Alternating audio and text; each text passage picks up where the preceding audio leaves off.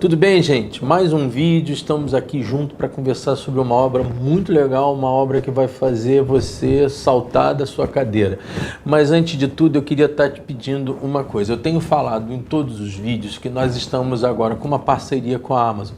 Então, todo livro que eu esteja falando aqui, eu vou deixar os links lá embaixo. Você pode comprar, caso tenha interesse da obra, você pode comprar por esse link e você vai ter descontos especiais. Mas quero deixar claro para você, você precisa clicar nesse link que eu vou colocar aqui embaixo. Mas por que isso, Amanda? Porque ajuda o nosso canal também.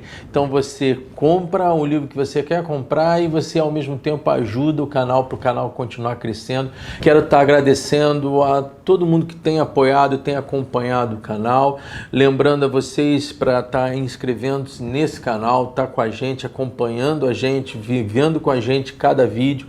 E hoje eu queria estar falando de um dos grandes pensadores da ficção científica e também do terror, nada mais, nada menos que Howard Phillips Lovecraft. Eu estou com um livro, na verdade, um box da Cronos. Esse box da Cronos chegou às minhas mãos, o valor dele não está caro na Saraiva, é R$28. E olha, você vai fazer uma boa compra tendo esse livro na sua mão. Para quem gosta de terror e para quem gosta de suspense, para quem gosta de ficção científica, é uma baita experiência.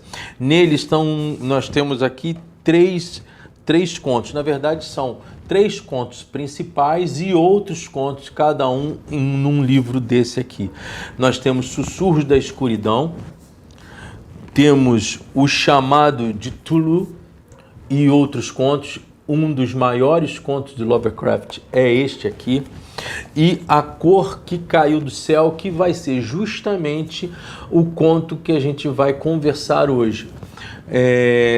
Primeiramente, falar um pouquinho do Lovecraft. Ele é um norte-americano da virada do século. Não vou estar mergulhando na vida do Lovecraft nesse momento, porque, como eu já disse a vocês, nós vamos estar falando de autor por autor em vídeos específicos, mas quero estar dando mais ou menos uma ideia da visão de Lovecraft. Lovecraft é um norte-americano da Nova Inglaterra, o estado norte-americano mais ao norte dos Estados Unidos, e ele é um abastado. Ele nasceu de uma família rica e tem a sua criação durante muito tempo focando em leituras por uma dificuldade. Ele, assim como em outras situações com outros autores, ele perdeu o seu pai e vai viver com seu avô. Seu avô era uma pessoa muito próxima a ele, incentivava as suas leituras, e ele vivia numa grande mansão e tinha uma biblioteca ali. Então a relação dele com os livros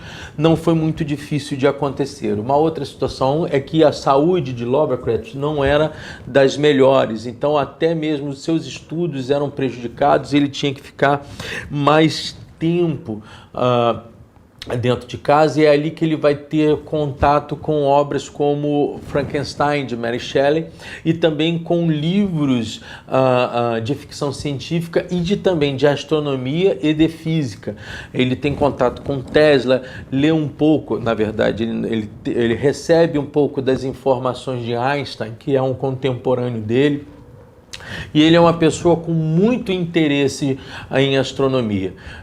Ele não consegue ingressar na astronomia porque ele tem uma dificuldade muito grande em matemática e física, mas ele é uma pessoa que tem a capacidade de fazer livros sob influências de Edgar Allan Poe no que tange as questões dos livros de terror, mas também de Edward Plunkett, que é um dos escritores de fantasia que vai trazer para ele grandes influências e que vai fazer com que ele tenha este tipo de salto. Normalmente os livros de Lovecraft, eles não apenas inserem o terror, mas também o seu tema nunca é arrastado. Este livro aqui, em especial, A Cor que Caiu do Céu, foi escrito em 1927. A editora Cronos, ela fez uma situação bastante interessante, que ela faz a descrição não só de Lovecraft, como também de cada conto que aqui está produzido. A introdução desse livro aqui, ela faz um pontapé inicial para o entendimento do que você vai ler. Quando um novo reservatório de água vai alagar quase toda a região de vales, florestas e charneca na região rural de Arkham, lembranças dos dias estranhos voltam a assombrar os moradores da região. A cor que caiu do céu narra o que aconteceu com uma fazenda e família que nela habitava após a queda do meteoro. Amy Pierce, única testemunha viva daqueles dias cinzentos e macabros, relata com riqueza de detalhes o horror vivido há 44 anos. Lovecraft envolve o leitor nesse mistério de terror cósmico que se revela aos poucos até o clímax hediondo e inimaginável. Eu não vou estar aqui dizendo para você o final do livro, mas eu vou estar, obviamente, conversando algumas curiosidades da obra. Primeiro, a cidade de Arkham, né? Essa cidade é uma cidade fictícia muito usada por Lovecraft e faz parte do HQ do Batman. Arkham é uma influência de Lovecraft inserida pela DC nos contos, nas histórias de Batman, aquele asilo, aquele manicômio de Arkham. Uma outra questão interessante das influências de Lovecraft na cultura norte-americana é que esse livro aqui, olha, o chamado de Cthulhu, que eu vou estar falando sobre esse livro também, esse conto aqui faz parte de uma das músicas do Metallica. O enredo desse livro, aliás, eu quero deixar um alerta a você. Existe no livro da Cronos um erro na tradução. Eles colocam a história como acontecendo em 1982, mas na tradução original essa história ocorre em 1882. Nada que atrapalhe a sua leitura. Aliás, a tradução não é ruim, é uma boa tradução, te prende ao livro e é isso que vale. Mas eu tenho que levantar essa situação para que você não confunda achando que está lendo uma história de 1982. Essa história acontece em 1882. Amy Pierce é o personagem principal, eu prefiro dizer que é o personagem que vai narrar a história para aquele que escreve a história para a gente. Como eu coloquei aqui na introdução do livro, aquela região charneca, na verdade, é um descampado. Quando se fala em charneca, é porque o livro fala sobre uma charneca improdutiva. Charneca é um lugar descampado com vegetação rasteira.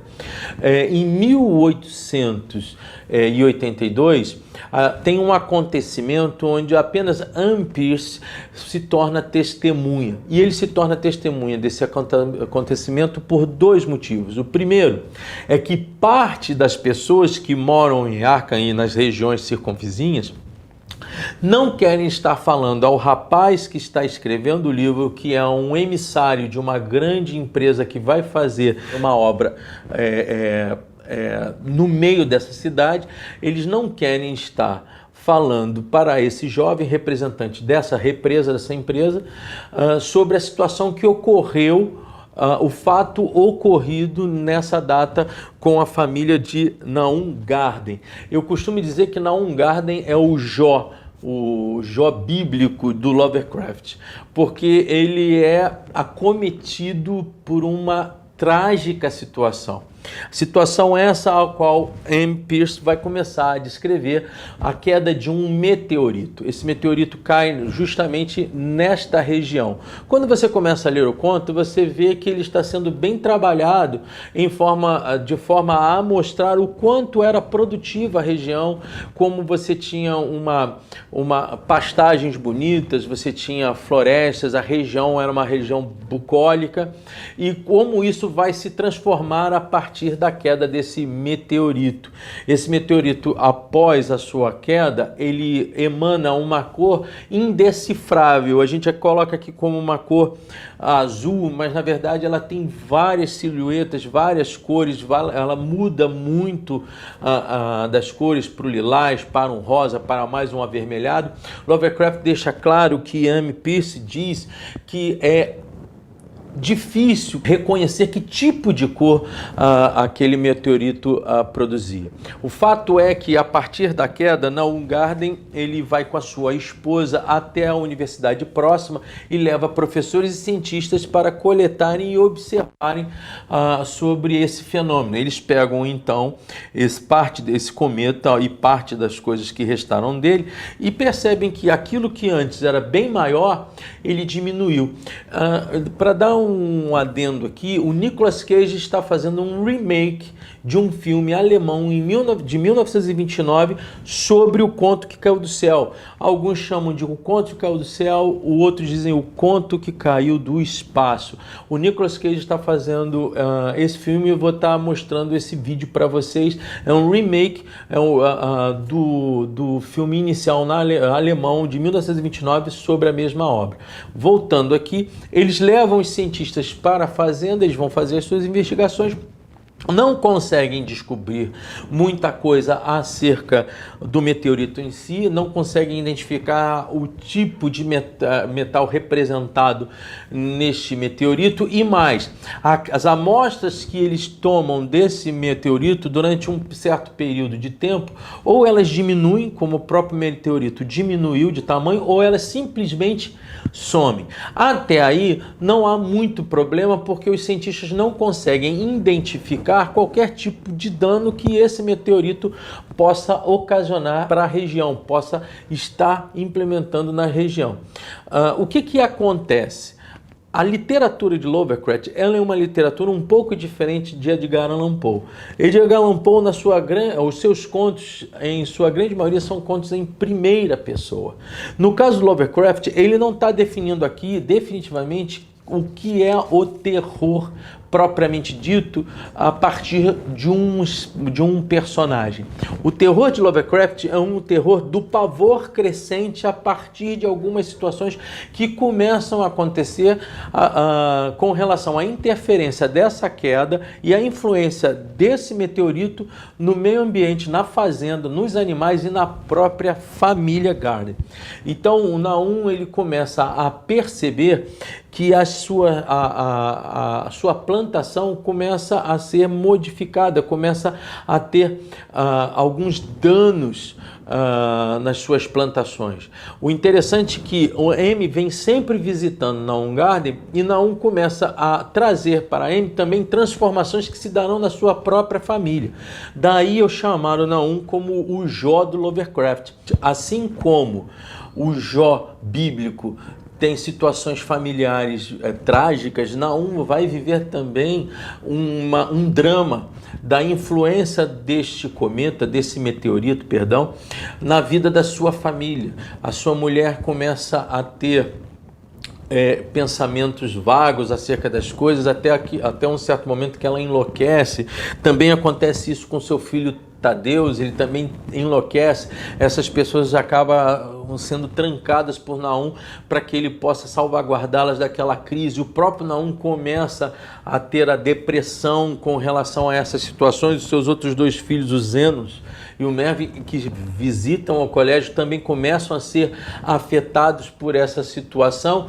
E o Naum ele vai estar falando com a Ampice de toda esta situação.